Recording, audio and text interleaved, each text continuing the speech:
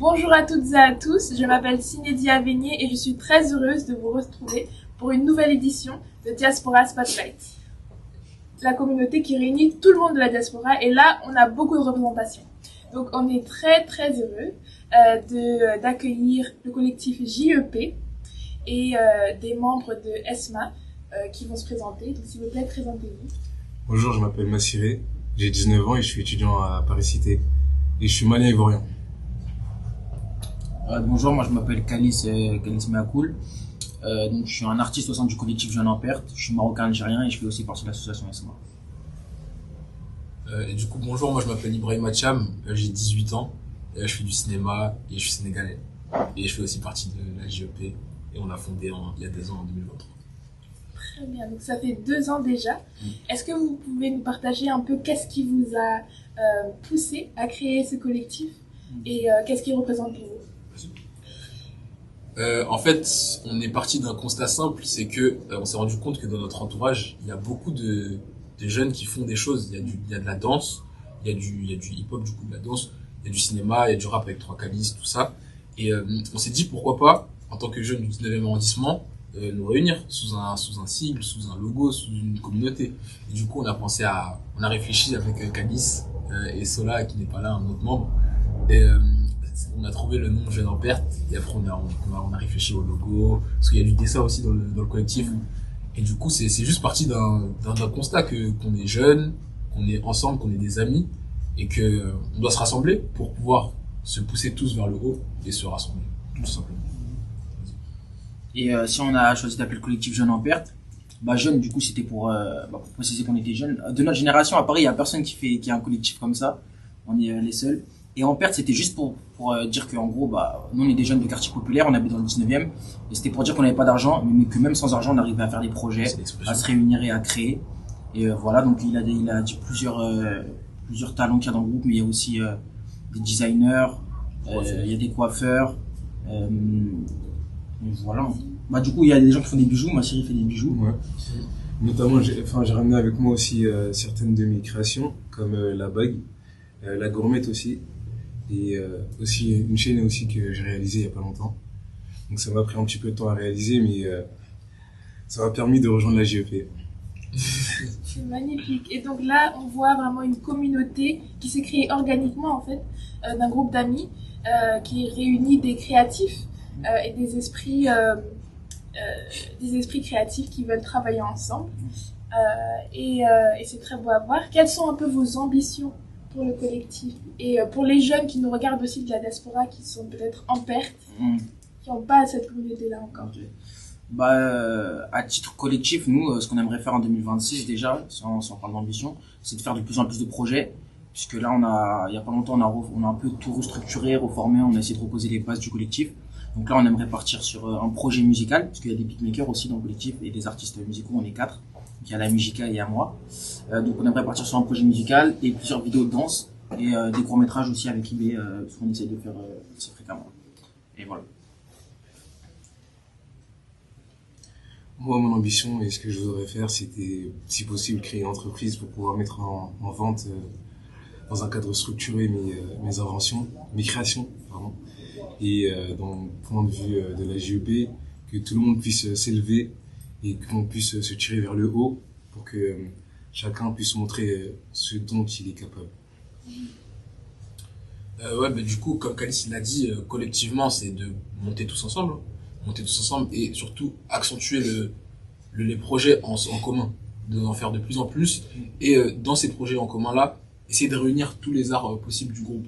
C'est-à-dire, comme un exemple, il y a pas longtemps, j'ai réalisé mon premier court-métrage parce que moi je joue plus, j'écris et je jouais.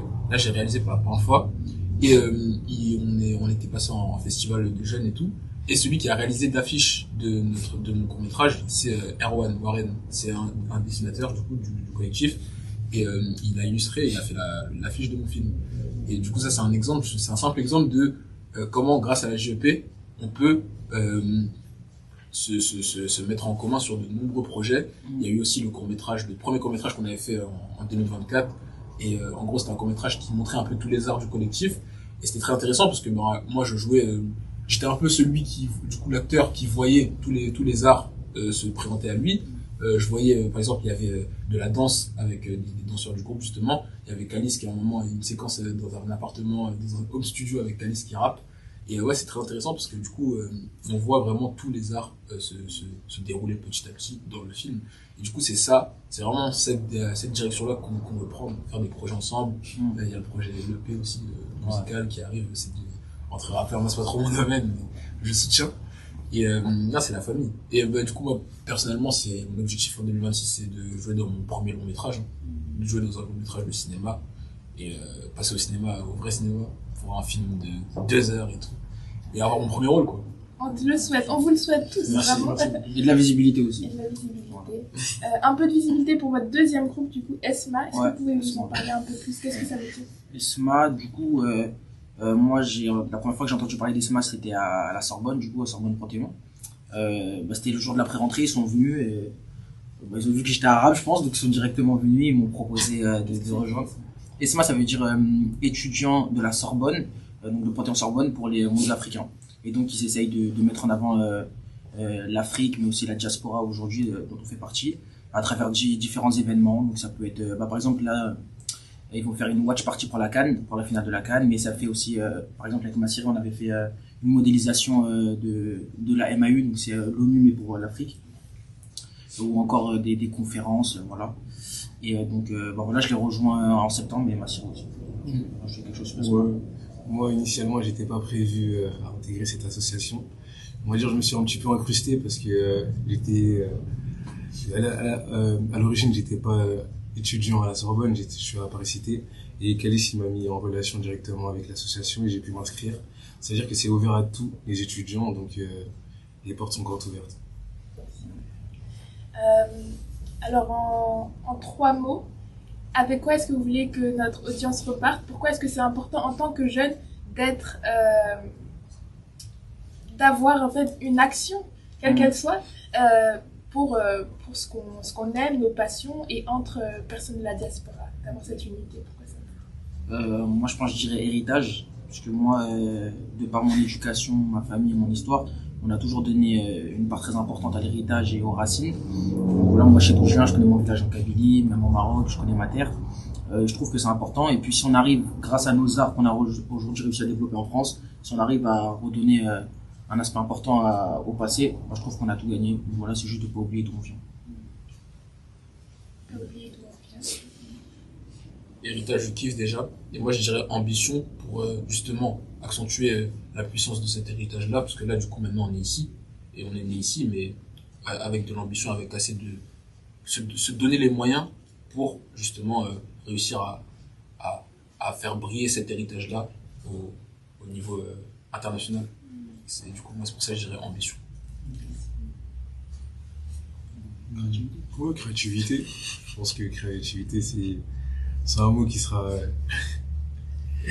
Ouais, créativité.